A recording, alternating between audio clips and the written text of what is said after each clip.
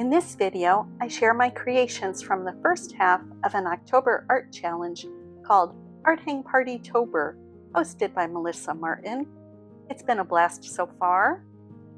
Get nice and comfy, and I'll show you what I've made.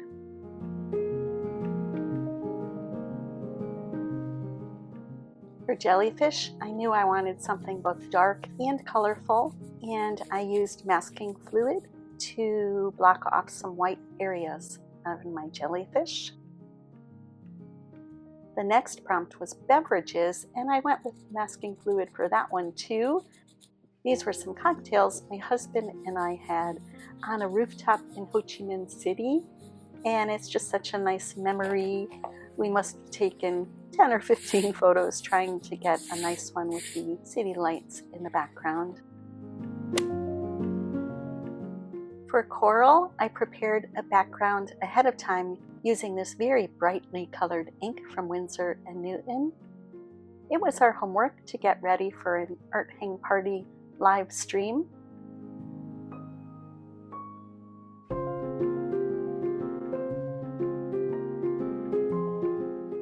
So I prepared this background ahead of time and let it dry.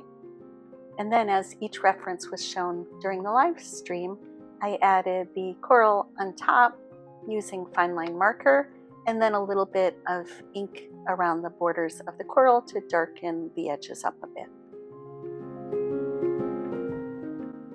I knew the second I saw the prompt album covers, I would be making my version inspired by Led Zeppelin 3. The rotating inner disc was just so cool, and I listened to that album over and over and over again as a kid. So I tried to do the lettering for Sketchbook scheming inspired by the Led Zeppelin album. And I needed some fodder for my inner disc, and I poured through all my sketchbooks and printed out those little tiny pictures that would be on my inner disc. Then I needed to put some fodder on the outside as well, and this is what my finished piece looks like. I had a ton of those little pictures left over, so I put some there on the left, and I'll need to figure out what to do with the piles of tiny pictures I have left. Share your thoughts if you have any. I did these 80s nostalgia sketches during a live stream called Free Draw Frenzy with Melissa Martin Art and Debbie Draws Funny. And I made this menacing anglerfish for ocean animals. I was back to some masking fluid. I loved how its bright white teeth came out. But I ended up actually liking those little planning doodles for my anglerfish better than I liked my finished anglerfish. He's still pretty cool though. For patterns, I really went outside the box or outside the sketchbook.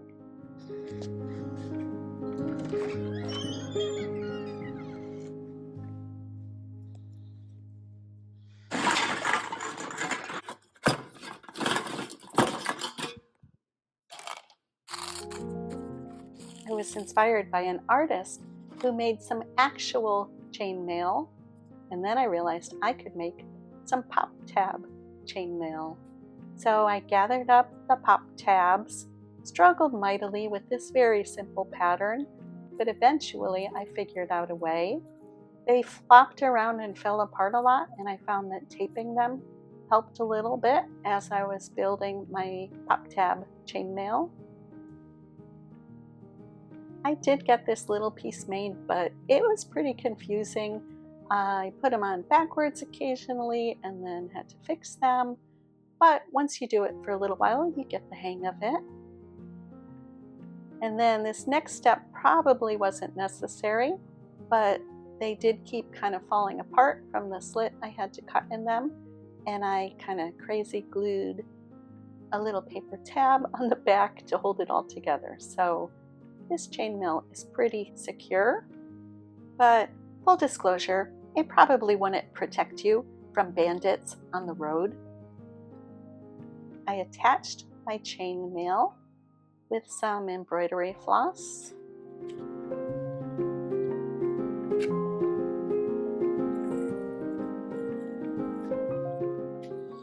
don't know what I'll end up doing with this piece, but I'd like to revisit him maybe later in the month or maybe next month to give him a background, some gloves, and a belt. And I don't know if he'll live in my sketchbook or not. He's pretty three-dimensional.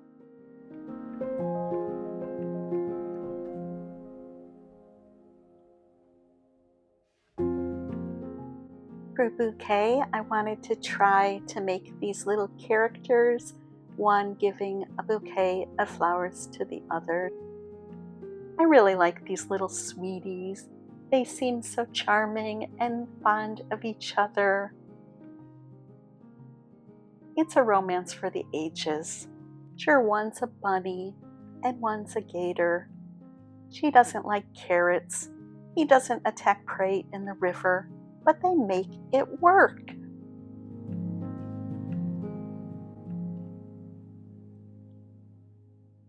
The next prompt was fruit, and I had so much fun with bunny and gator that I decided to make these fruit animal characters.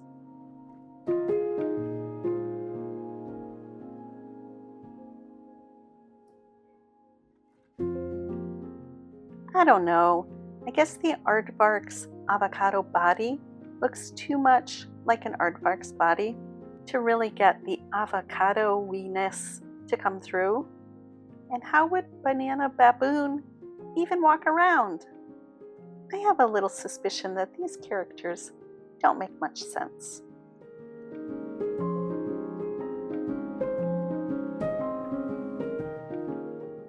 For ball gowns, I followed along with the replay of the Art Hang Party live stream. I love how these look with the bright colors against the black, and I'm not very good at women's faces, but I kind of like how they all have sort of a thoughtful, maybe slightly sad expression. I just really like these. I'm not into fashion or anything, but they're so pretty. For space, I was inspired by a sculpture I saw recently by the artist Edward Tuft, and it was actually a two-part sculpture with both the positive space of the sculpture cut out from that negative space slab, and I decided it would be a fun thing to do a master study of.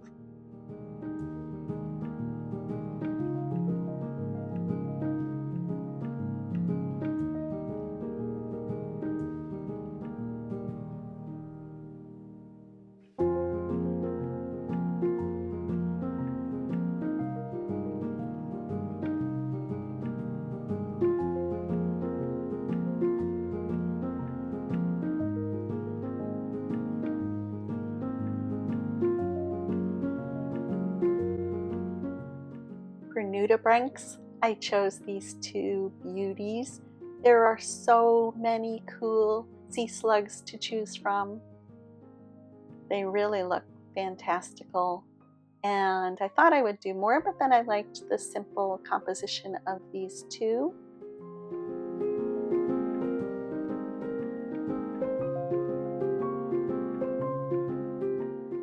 She is a leftover woman from my ball gowns.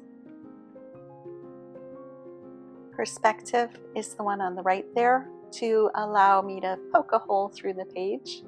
This was inspired by a James Gurney post I saw on Instagram. I'll link it below. I know human beings are programmed, hardwired to see and recognize a face, and I just find it so fascinating. Every time I flip this around, I get about halfway or 3/4 of the way around, and it just seems to magically flip over into the other face. I could do this all day, but we'll move on. Kitchen utensils is there on the left. I didn't really like this piece, but that's okay.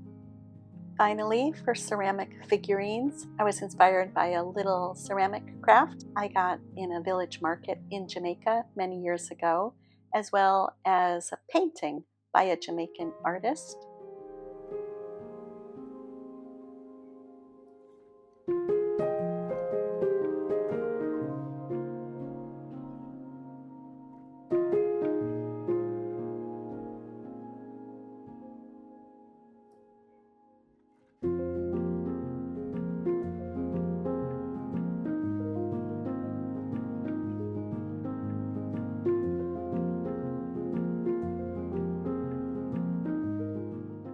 I would love to hear any thoughts you have about the pieces I made or what you think about October art challenges.